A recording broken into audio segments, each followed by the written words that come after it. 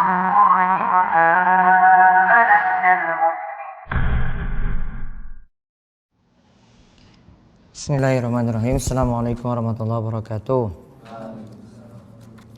Alhamdulillah, wassalatu wassalamu ala rasulillah wa ala alihi wa sahbihi wasallam. Puji syukur kita panjatkan pada Allah, salawat dan salam semoga tercurah pada junjungan kita Nabi besar Nabi Agung Muhammad sallallahu alaihi wasallam. Baik, pada kali ini kita masuk sesi ketiga pembahasan untaian faedah dari ayat puasa. Masuk ayat 184. Puasa diwajibkan masih dalam bentuk pilihan. Kemarin berarti masih dalam fase pertama. Pertama puasa pilihan, kemudian fase kedua puasa nanti jadi satu pilihan saja, yaitu disuruh puasa namun belum ada makan sahur. Terus fase ketiga baru ada di situ syariat untuk makan sahur.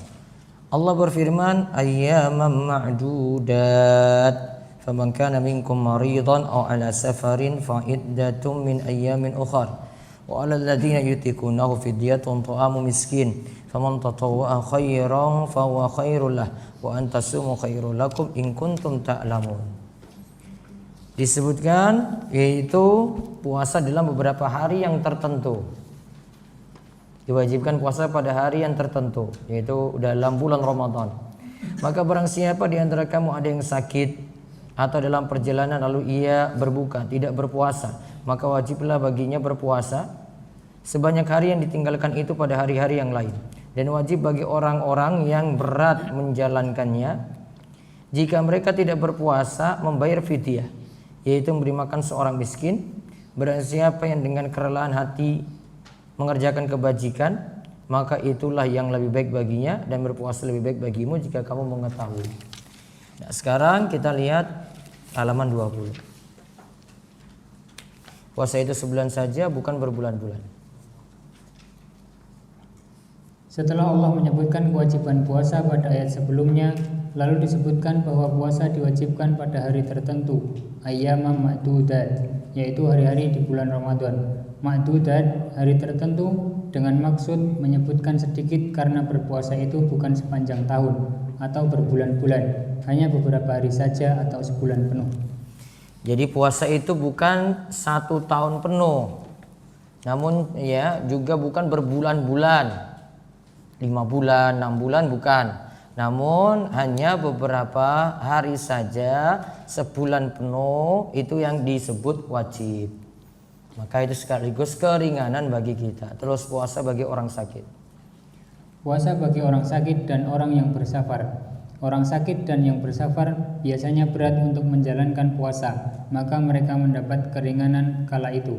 Namun karena puasa itu memiliki maslahat yang besar bagi setiap mukmin, maka hendaklah ia mengqadha puasanya tersebut di hari yang lain ketika sakitnya sudah sembuh atau ketika sudah selesai bersafar. Nah, ini uzur. Yang sakit maka nanti qadha, yang jadi musafir qadha. Terus ada beberapa keadaan orang yang sakit, yaitu ada beberapa keadaan orang yang sakit, yaitu sakit yang memberatkan puasa. Ya, ada sakit yang memberatkan puasa, jadi nggak bisa puasa, berat.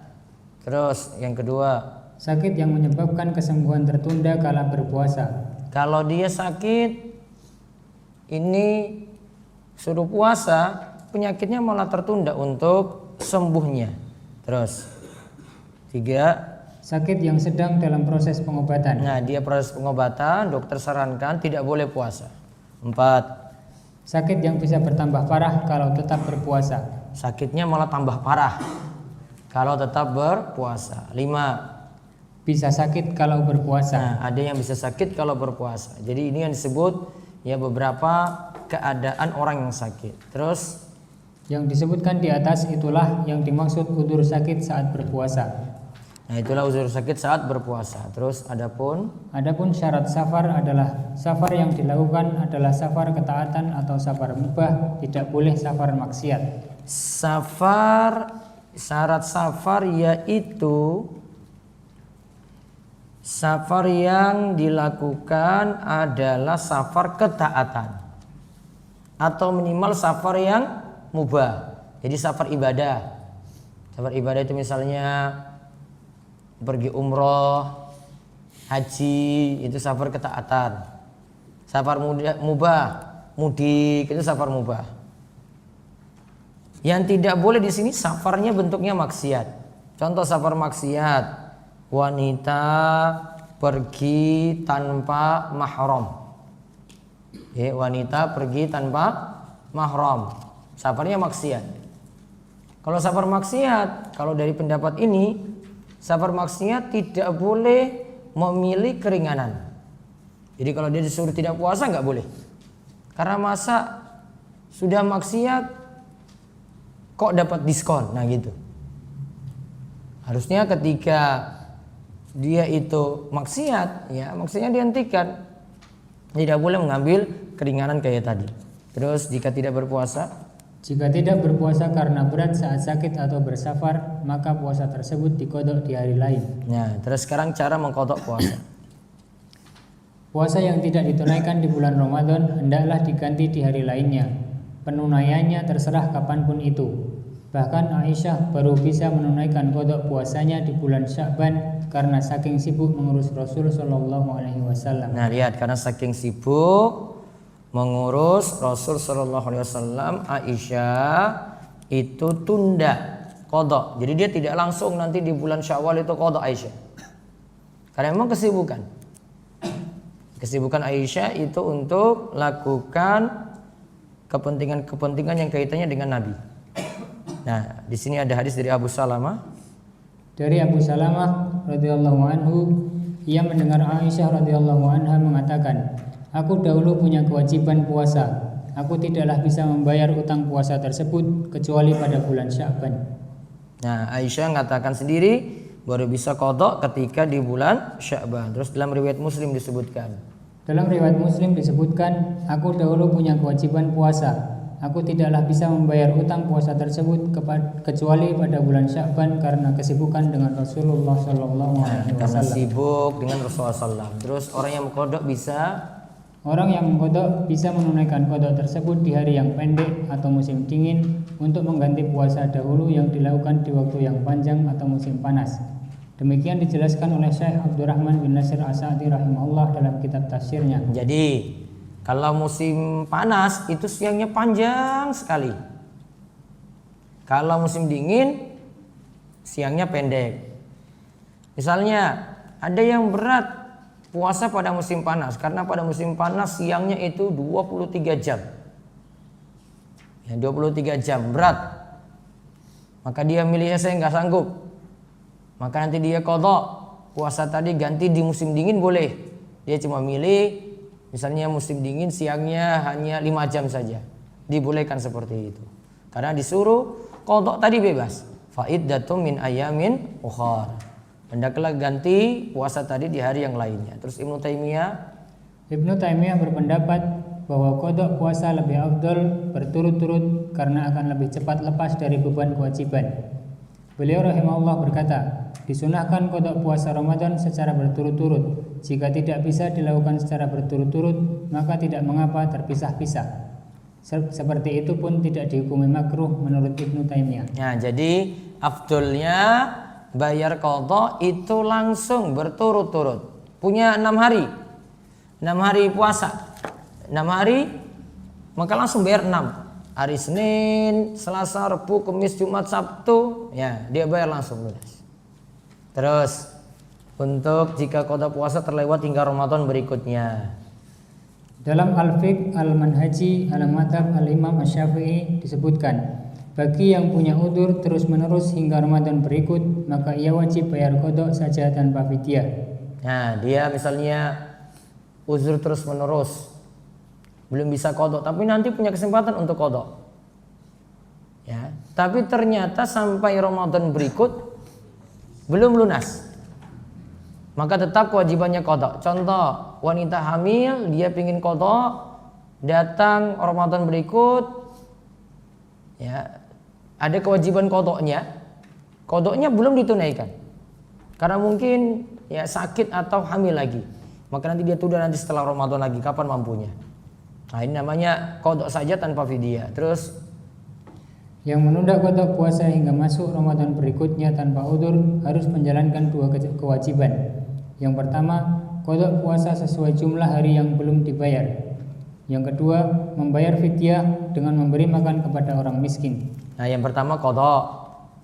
Yang kedua, membayar fidyah dengan beri makan kepada orang miskin. Contoh, Ramadan sebelumnya punya utang 6 hari. Masih sanggup selama setahun itu setelah Ramadan masih bisa qada. Namun dia tunda. Ternyata sampai Ramadan berikut belum dibayar-bayar. Nah, kewajibannya 2. Pertama apa? Qadanya tadi dibayar. Yang kedua, membayar fidyah. Nah, terus ada keterangan di bawahnya. Adapun yang mendasari adanya fidyah adalah pendapat sebagian sahabat seperti Abu Hurairah dan Ibnu Abbas radhiyallahu anhum. Adanya tambahan fidyah ini yang menjadi pendapat Imam Malik, Imam Syafi'i dan Imam Ahmad. Hal ini berbeda dengan Imam Abu Hanifah yang tidak mengharuskan tambahan fidyah. Nah, kalau Imam Abu Hanifah tidak haruskan, namun karena ada pendapat sahabat di situ, pendapat sahabat yang didahulukan dan ini jadi pendapat dalam mazhab Syafi'i. Jadi qada plus fidyah tadi karena pendapat Abu Hurairah dan Ibnu Abbas. Dan sekarang wanita hamil dan menyusui disamakan dengan orang sakit. Kalau disamakan dengan orang sakit berarti ada qada. Nah, dibaca halaman 23. Wanita hamil dan menyusui disamakan dengan orang sakit. Ia boleh tidak berpuasa jika berat. Nah, jika berat dia boleh tidak puasa. Terus dijelaskan dalam Kifayah Al-Akhyar, jika wanita hamil dan menyusui khawatir pada diri mereka, semisal khawatir pada ASI yang akan kurang jika berpuasa, maka ia boleh tidak berpuasa dan ia punya kewajiban qada sebagaimana orang sakit. Terserah ketika itu membawa bahaya pada anaknya ataukah tidak, sebagaimana kata Al-Qadhi Husain. Dalam kondisi ini tidak ada fidyah sebagaimana pada orang sakit. Nah, di sini cuma qada saja. Kalau wanita ini khawatir pada dirinya, misal khawatir pada ASI yang akan kurang jika berpuasa, jadi pada dirinya dia khawatirkan, maka ia boleh tidak berpuasa dan ia punya kewajiban qada sebagaimana orang sakit. Terus namun jika keduanya khawatir pada anaknya, seperti khawatir keguguran pada wanita hamil dan kekurangan ASI pada wanita menyusui, maka keduanya boleh tidak puasa, punya kewajiban qada dan menunaikan fidyah menurut pendapat terkuat. Demikian dinukil secara ringkas dari Muhammad Al-Hisni dalam Kifayah Al-Akhyar. Nah, terus jadi kalau khawatir pada anaknya baru qada plus fidyah. Ya. Terus ada keterangan di bawahnya dalil yang menunjukkan keringanan puasa bagi keduanya adalah hadis dari Anas bin Malik radhiyallahu anhu bahwasanya Rasulullah shallallahu alaihi wasallam bersabda, sesungguhnya Allah tabaraka wa taala memberi keringanan bagi musafir untuk tidak berpuasa dan memberi keringanan separuh salat 4 rakaat menjadi 3 rakaat. Juga memberi keringanan tidak puasa bagi wanita hamil dan menyusui. Nah, terus itu dalil kalau dia disuruh qada. Karena kalau musafir qada, wanita hamil menyusui juga dalam hadis juga disebut qada. Terus dalil yang menunjukkan kewajiban membayar fidyah. Dalil yang menunjukkan kewajiban membayar fidyah adalah hadis berikut. Dari Ibnu Abbas radhiyallahu anhu, ia berkata mengenai ayat, dan wajib bagi orang-orang yang berat menjalankannya jika mereka tidak berpuasa membayar fidyah, yaitu memberi makan seorang miskin. Itu adalah keringanan bagi pria dan wanita yang sudah sepuh yang berat untuk puasa. Maka keduanya boleh berbuka dan memberi makan kepada orang miskin bagi setiap hari yang tidak berpuasa. Sedangkan wanita hamil dan menyusui, jika khawatir pada anaknya, maka keduanya boleh tidak berpuasa dan memberi makan kepada orang miskin bagi setiap hari tidak berpuasa. Nah, di sini dikatakan adanya fidyah. Ya. Bahkan di sini dikatakan kalau bagi yang hamil menyusui, jika khawatir, keduanya itu khawatir, aftarata wa at'amata. Khawatir berarti pada bayinya, maka disuruh boleh tidak puasa terus membayar fidyah lagi. Qada terus plus fidyah. Nah, di sini ada catatan di situ riwayatnya sebenarnya dhaif. Maka saya di sini sebutkan dhaif untuk menguatkan nanti kalau tidak fidyah tidak masalah, yang penting qada saja. Lihat keterangan selanjutnya. Syekh Muhammad bin Shalih Al-Utsaimin rahimahullah pernah ditanya, ada seorang wanita di mana ia mengalami nifas di bulan Ramadan, atau dia mengalami hamil, atau dia sedang menyusui ketika itu. Apakah wajib baginya qada ataukah dia menunaikan fidyah atau memberi makan pada setiap hari yang dia tinggalkan? Karena memang ada yang mengatakan pada kami bahwa mereka tidak perlu mengqada, namun cukup menunaikan fidyah saja. Kami mohon jawaban dalam masalah ini dengan disertai dalil. Beliau rahimahullah menjawab, segala puji bagi Allah Rabb semesta alam. Salawat dan salam kepada Nabi kita Muhammad, keluarga dan sahabatnya, serta orang-orang yang mengikuti mereka dengan baik hingga hari pembalasan. Allah Subhanahu wa Ta'ala telah mewajibkan bagi hambanya puasa Ramadan, dan puasa ini adalah bagian dari rukun Islam. Allah telah mewajibkan bagi orang yang memiliki udzur tidak berpuasa untuk mengqadanya ketika udzurnya tersebut hilang. Allah Ta'ala berfirman, yang artinya beberapa hari yang ditentukan itu ialah bulan Ramadan, bulan yang di dalamnya diturunkan permulaan Al-Quran sebagai petunjuk bagi manusia dan penjelasan-penjelasan mengenai petunjuk itu dan pembeda antara hak dan yang batil. Karena itu, barang siapa yang menyaksikan hilal, maka hendaklah ia puasa pada bulan itu. Dan barang siapa sakit atau dalam perjalanan lalu ia berbuka, maka wajib baginya mengqada puasa sebanyak hari yang ditinggalkannya itu pada hari-hari yang lain. Allah menghendaki kemudahan bagimu dan tidak menghendaki kesukaran bagimu, dan hendaklah kamu mencukupkan bilangannya, dan hendaklah kamu mengagungkan Allah atas petunjuknya yang diberikan kepadamu supaya kamu bersyukur. Nah, ini untuk dalil kalau punya uzur disuruh qada. Terus dalam ayat ini Allah Subhanahu wa Ta'ala menjelaskan bahwa siapa saja yang tidak berpuasa karena ada udzur, maka hendaklah ia mengqada atau mengganti puasanya di hari yang lain. Wanita hamil, wanita menyusui, wanita nifas, wanita haid, kesemuanya meninggalkan puasa Ramadan karena ada udzur. Jika keadaan mereka seperti ini, maka wajib bagi mereka mengqada puasa karena dikiaskan dengan orang sakit dan musafir. Sedangkan untuk haid telah ada dalil tegas tentang hal tersebut. Disebutkan dalam Bukhari Muslim dari Aisyah radhiyallahu anha bahwasanya beliau ditanya oleh seorang wanita, mengapa wanita haid diharuskan mengqada puasa dan tidak diharuskan mengqada sholat? Aisyah menjawab, dulu kami mendapati haid, kami diperintahkan oleh Nabi Shallallahu Alaihi Wasallam untuk mengqada puasa dan kami tidak diperintahkan untuk mengqada sholat. Inilah dalilnya.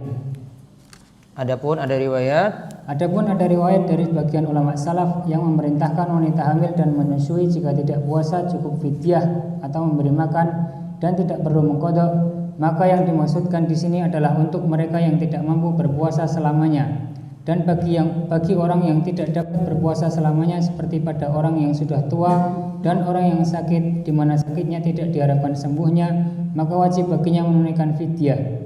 Pendapat ini adalah pendapat Ibnu Abbas ketika menafsirkan firman Allah yang artinya, dan wajib bagi orang-orang yang berat menjalankan puasa jika mereka tidak berpuasa membayar fidyah, yaitu memberi makan satu orang miskin bagi satu hari yang ditinggalkan. Barang siapa yang dengan kerelaan hati mengerjakan kebajikan, maka itulah yang lebih baik baginya, dan berpuasa lebih baik bagimu jika kamu mengetahui. Nah, masih ada lagi lanjutan fatwanya? Allah Subhanahu wa Ta'ala telah menjadikan fidyah sebagai pengganti puasa di awal-awal diwajibkannya puasa, yaitu ketika manusia punya pilihan untuk menunaikan fidyah atau memberi makan dan berpuasa. Kemudian setelah itu mereka diperintahkan untuk berpuasa saja. Nah, kalau ayat yang tadi dibawakan Ibnu Abbas itu memang disuruh fidyah. Tapi di sini ada keterangan dari Syekh kalau tidak bisa puasa secara permanen baru fidyah saja. Namun kalau masih bisa qada seperti wanita hamil menyusui, tetap ada qada puasa. Terus Ibnu Qudamah rahimahullah berkata, wanita hamil dan menyusui adalah orang yang masih mampu mengqada puasa, tidak sama seperti orang yang sepuh. Maka qada tetap wajib sebagaimana wanita yang mengalami haid dan nifas. Sedangkan dalam surah Al-Baqarah ayat 184 menunjukkan kewajiban fidyah, namun itu tidak menafikan adanya qada puasa karena pertimbangan dalil yang lain. Nah, jadi garis bawah itu, namun itu tidak menafikan adanya qada puasa karena pertimbangan dalil yang lain. Berarti qada tetap ada. Jadi intinya itu pada qada. Terus Imam Ahmad sampai berkata, Aku lebih cenderung memegang hadis Abu Hurairah dan tidak berpendapat dengan pendapat Ibnu Abbas dan Ibnu Umar yang berpendapat tidak wajibnya qada. Nah, ini yang Ibnu Qudamah sebut dalam Al-Mughni. Terus Syekh Muhammad bin Shalih Al-Utsaimin berkata, Syekh Muhammad bin Shalih Al-Utsaimin rahimahullah berkata, lebih tepat wanita hamil dan menyusui dimisalkan seorang yang sakit dan musafir yang punya kewajiban qada saja tanpa fidyah. Adapun diamnya Ibnu Abbas tanpa menyebut qada karena sudah dimaklumi bahwa qada itu ada. nah berarti intinya sebisa mungkin tetap qada, tidak hanya fidyah saja. Ya, kalau mau digabungkan qada plus fidyah, namun yang dituntut pokoknya qada. Terus maka asalnya wanita hamil dan menyusui untuk mengganti puasanya tetap mengqada. Sedangkan fidyah disyariatkan ketika sudah tidak sanggup lagi mengqada karena terus-terusan hamil dan menyusui. Nah, kalau terus-terusan hamil menyusui baru pilihannya fidyah. Nah, terus satu pembahasan lagi, di masa awal diwajibkannya puasa. Dalam ayat disebutkan, dan wajib bagi orang-orang yang berat menjalankannya jika mereka tidak berpuasa membayar fidyah, yaitu memberi makan seorang miskin. Maksud ayat ini, siapa yang berat menjalani puasa, ia bisa menunaikan fidyah untuk mengganti puasanya. Sekali puasa diganti dengan memberi makan pada orang miskin, ini berlaku tiap hari, ia bisa memberi makan pagi atau sore. Lalu disebutkan selanjutnya, barang siapa yang dengan kerelaan hati mengerjakan kebajikan, maksudnya siapa yang mau menambah fidyah sesuai kadar wajib atau selain puasa yang dilakukan, atau berpuasa ditambah dengan mengeluarkan sedekah, tambahan ini baik baginya untuk mendapat ganjaran pahala. Namun yang memilih puasa karena mampu, maka itu lebih baik baginya daripada memilih tidak puasa dan bayar fidyah, karena dalam puasa terdapat keutamaan dan manfaat yang besar. Nah, di sini lihat. Dulu itu kan pilihan. Puasa boleh. Kalau nggak mau puasa berarti bayar fidyah. Maka kalau ada yang mau, sudah dia puasa bayar fidyah lagi. Nah, itu tambahan namanya. Seperti itu dibolehkan. Atau dia cuma fidyah saja. Namun kalau memilih antara puasa atau fidyah, tetap puasa itu lebih baik. Terus dilanjutkan di bawahnya lagi, memilih puasa bagi yang mampu dan fidyah ini terjadi pada awal Islam, namun sudah dihapus atau dinasakh. Nah, sudah dihapus ya. Jadi garis bawah itu sudah dihapus, nggak berlaku lagi memilih. Ya, terus hal ini berdasarkan hadis Salam bin Al-Aqwa radhiyallahu anhu, ia berkata, ketika turun ayat wa 'alal ladzina yutiqunahu fidyatun ta'amu miskin, dahulu bisa memilih tidak puasa lantas menunaikan fidyah hingga turunlah ayat sesudahnya untuk menghapusnya. Nah, ayat sesudahnya berarti Al-Baqarah 185. Terus Syekh As-Sa'di rahimahullah dalam kitab tafsirnya mengatakan bahwa inilah yang terjadi di masa awal diwajibkannya puasa. Di awal diwajibkannya puasa itu masih berat. Tatkala itu diberikanlah kemudahan. Bagi yang berat menjalankan puasa, maka ia bisa memilih antara berpuasa atau menunaikan fidyah, yaitu memberi makan pada orang miskin setiap kali tidak berpuasa. Namun berpuasa tetap dinilai lebih baik. Dalam ayat disebutkan, dan berpuasa lebih baik bagimu. Nah, terus Ibnu Katsir rahimahullah berkata, di masa awal diwajibkannya puasa, orang yang sehat dan menetap atau tidak safar yang berat menjalankan puasa kala itu, maka ia boleh memilih antara berpuasa dan menunaikan fidyah atau memberi makan. Jika ia mau, ia boleh berpuasa. Jika ia mau, ia boleh dengan menunaikan fidyah, yaitu memberi makan setiap hari sekali, memberi makan pada satu orang miskin. Namun jika ia memberi makan lebih dari satu orang miskin, itu baik. Adapun jika ia memilih untuk puasa, itu lebih baik. Inilah yang menjadi pendapat Ibnu Mas'ud, Ibnu Abbas, Mujahid, Tawus, dan Muqatil bin Hayyan. Nah, terus terakhir Mu'adz bin Jabal juga berkata bahwa di masa-masa awal diwajibkannya puasa, siapa yang mau puasa dibolehkan, dan siapa yang mau memberi makan pada orang miskin atau fidyah dibolehkan. Hal ini diriwayatkan oleh Imam Bukhari dari Salamah bin Al-Aqwa. Ia berkata, ketika turun ayat yang dibahas, kemudian nantinya bentuk memilih antara puasa dan fidyah akan dihapus atau dinasakh. Nah, Mu'adz bin Jabal yang hadisnya awal yang kita bahas tentang 3 periode puasa yang sudah lewat. Nah, baik sampai di situ. Nanti tentang fidyah lagi dan cara-caranya bayar kita bahas untuk pertemuan berikutnya. Ada pertanyaan? Ya. Ustaz, mau tanya kalau misalkan mbak kita dia punya utang 7 karena kelalaian sebelumnya, sebenarnya dia tuh udah bisa buat mengkodoknya tapi lalai. Nah, berarti 2 kewajiban tadi, qadha plus fidyah. Ya, terus sudah mepet di akhir Ramadan. Sudah mepet akhir Ramadan. Ternyata utangnya 7, tinggal 4 hari lagi menuju ke Ramadan. Itu hukumnya gimana? Berarti sekarang sisa berapa utang berarti? 3. Nah, berarti 3 qadha nanti setelah Ramadan plus 3 kali fidyah. Tahun berikutnya berarti di Ramadan. Setelah Ramadan yang ini. Kan berarti sisa 3 Ji, dia sudah lunasi 4. Karena buru-buru itu. Terus akhirnya masuk Ramadan toh. Nah, berarti sisa 3. Qadhanya nanti dia tunaikan setelah Ramadan 3 plus ketika itu bayar fidyah 3 kali. Berarti abdulnya 7 hari itu sama fidyah juga ya Ustaz? Kan belum masuk Ramadan berikut, belum fidyah, cuma qadha. Jadi misalnya masih punya utang 7 ya, di bulan Sya'ban masih sempat. Ya, bulan Sya'ban masih full ini. Dia tunaikan 7, nggak ada fidyah, cuma qadha. Namun karena sudah masuk Ramadan berikut, nah itu baru pakai fidyah kalau masih ada utang. Ada lagi? Ya. Sekarang puasa enggak?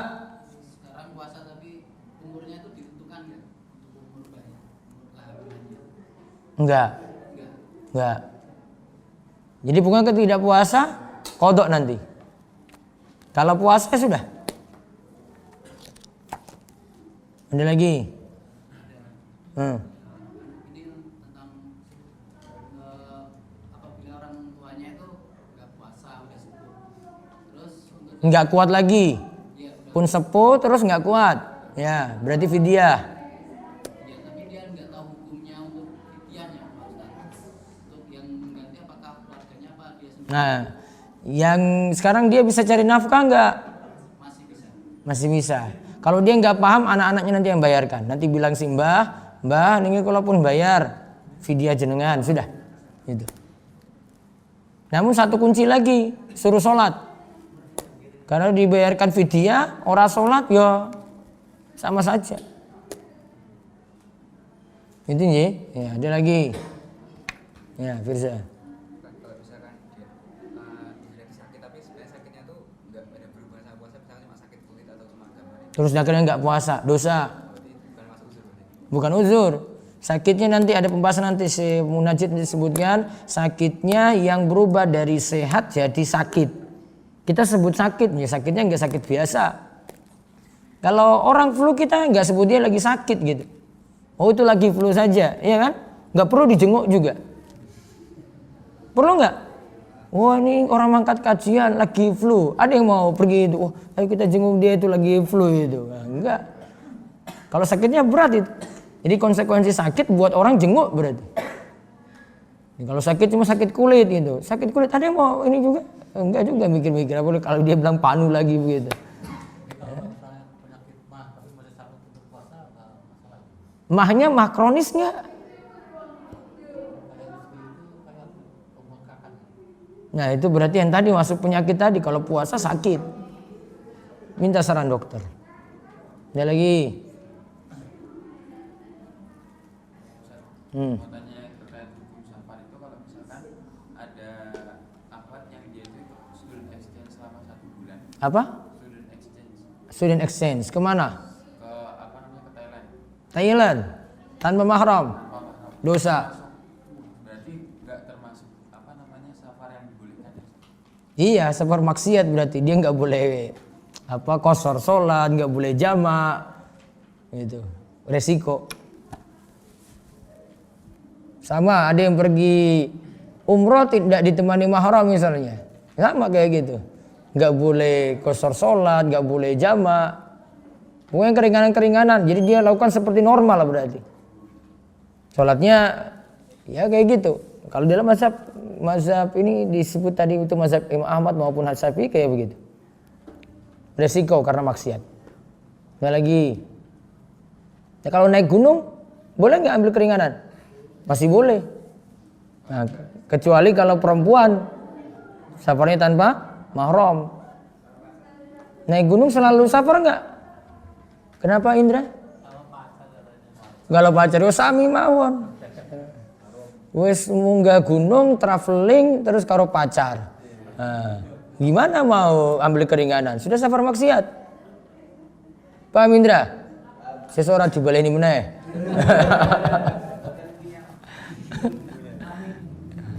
Sudah. Itu kalau safar maksiat. Pak Eko. Izin sinten? Siapa? Oh istri. Saya mau pergi safar gitu. Ditemani. Iya. Kalau istrinya hilang gimana coba? Dikira kayak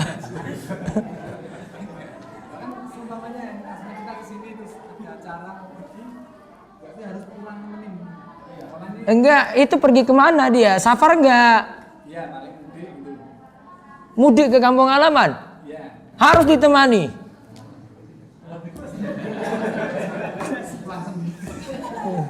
Berarti yang itikaf enggak itikaf, temani istri berarti. Ini lebih wajib. Itikaf sunnah, yang itu wajib itu. Kalau istrinya dicuri orang gimana di jalan?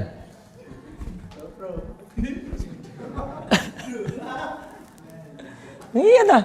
Itu pentingnya kenapa mesti ditemani mahram. Ditemani ada ini mahramnya. Ada suaminya. Kalau enggak dia cari mahramnya, ada mahramnya. Itu urgensinya itu.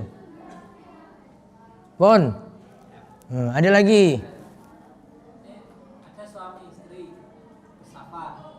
Kemudian Berdua sekarang. ya, kemudian melakukan hubungan. Padahal dia itu sebenarnya maksudnya bersafar tuh nggak bisa menahan syahwatnya.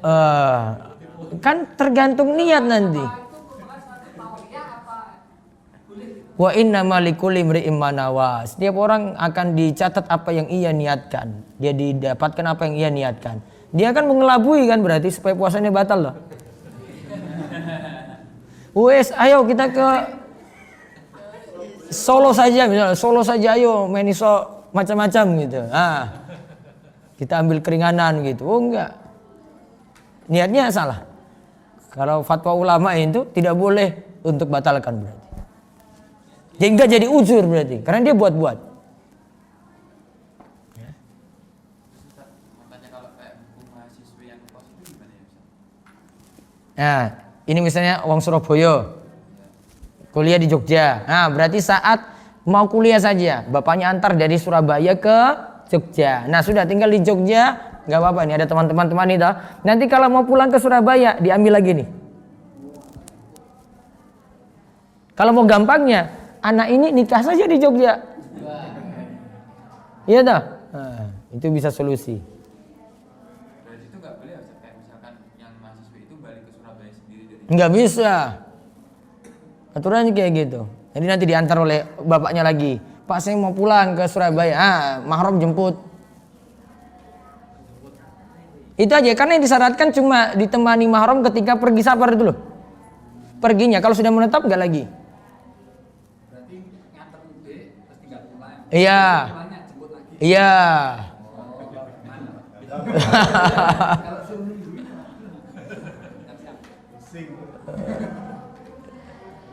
Bon. Ya, itu saja yang kita bahas. Kita bahas nanti pertemuan berikutnya lagi besok siang. Kita cukupkan, tak tutup kalian doa kafaratul majelis. Subhanakallahumma bihamdika, asyhadu an la ilaha illa anta, astaghfiruka wa atubu ilaik. Assalamualaikum warahmatullahi wabarakatuh.